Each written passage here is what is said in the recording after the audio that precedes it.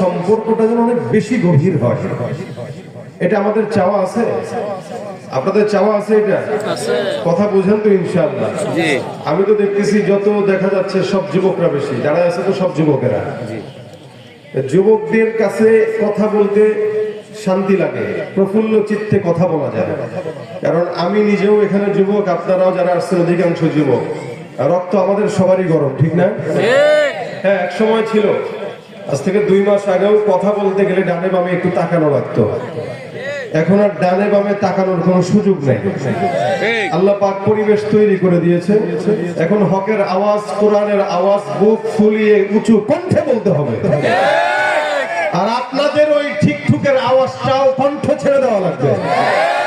আরো জোরে বলেন ঠিক। নারায়ে তাকবীর। এই আওয়াজটা শেষ পর্যন্ত চাই। লিল্লাহে তাকবীর, নারায়ে তাকবীর।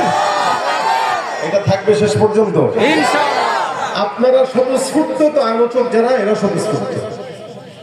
আপনারা ঘুমন্ত তো আমরাও ঘুমন্ত। এজন্য যতক্ষণ আমি আছি ততক্ষণ আওয়াজ বেশি না কম হবে? বেশি। বিড়ালের মতো না সিংহের মতো? সিংহের মতো। সিংহের আওয়াজ হয় এরকম, ঠিক? হ্যাঁ, সিংহের আওয়াজ কিরকম হয়? ঠিক, সিংহের আওয়াজ এরকম হয়। আল্লাহু আকবার। কিরকম হয় একটু বলেন? আরো জোরে বলেন। আল্লাহু আকবার। কোরআনের সৈনিক আমি, নেই তো কোনো ভয়, এক আল্লাহর গোলাম আমি, এই তো পরিচয়, ঠিক না? কোরআনের সৈনিক আমি, নেই তো কোনো ভয়, এক আল্লাহর গোলাম আমি, এই তো পরিচয় আমার, এই তো পরিচয়। এই পৃথিবীর সবই নকল, এই পৃথিবীর সবই নকল, আসল কিছুই নয়, এক আল্লাহর গোলাম আমি, এই তো পরিচয় আমার, এই তো পরিচয়।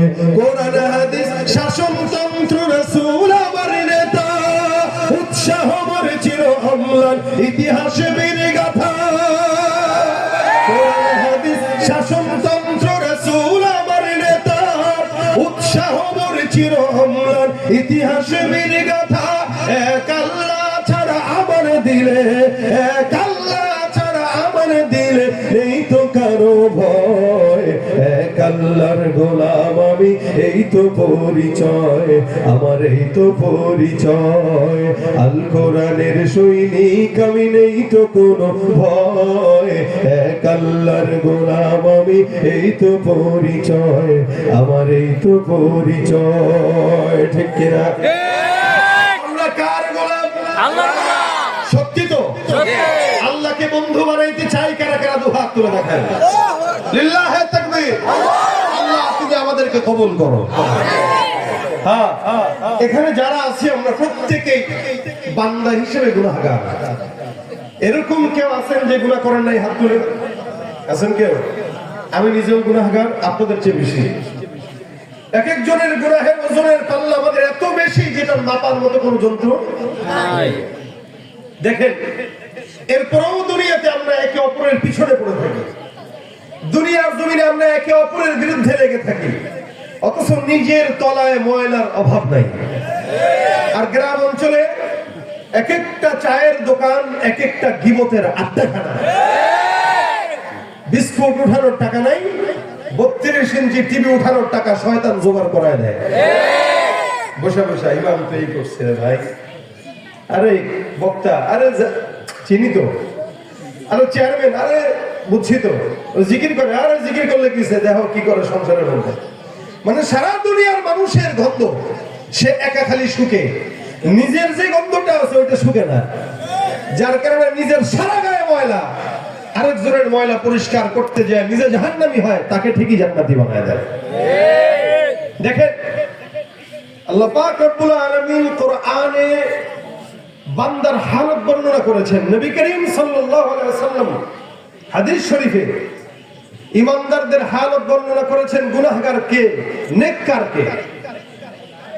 এখানে আমরা প্রত্যেকে গুনাহগার, কিন্তু রাসূল করিম সাল্লাল্লাহু আলাইহি ওয়াসাল্লাম 3 টাইপের লোকদেরকে রাসূল করিম সাল্লাল্লাহু আলাইহি ওয়াসাল্লাম বলেছেন যে এরা গুনাহগার না, এদেরকে আল্লাহ মাফ করে দিয়েছেন। এরপরে যারা সবাই গুনাহগার, যেমন এক নম্বরে রাসূল বলেন খায়রু উম্মতি করনি সুম্মা আল্লাযীনা ইয়ালুনহুম সুম্মা আল্লাযীনা ইয়ালুনহুম। রাসূল করিম সাল্লাল্লাহু আলাইহি ওয়াসাল্লাম বলেন সর্বপ্রথম উত্তম জামানা হচ্ছে আমি রাসূলের জামানা, তারপরের জামানা হচ্ছে সাহাবা আজমাইন তাবেঈনদের জামানা। এভাবে করে করে রাসূল করিম তিন প্রকার লোকদের কথা বলেছেন। তার মানে তাবেঈ পর্যন্ত আল্লাহ পাক তাদের গুনাহ মাফ করে দিয়েছেন। রাসূল অন্য হাদিসে বলেন যারা আমি নবীকে দেখেছে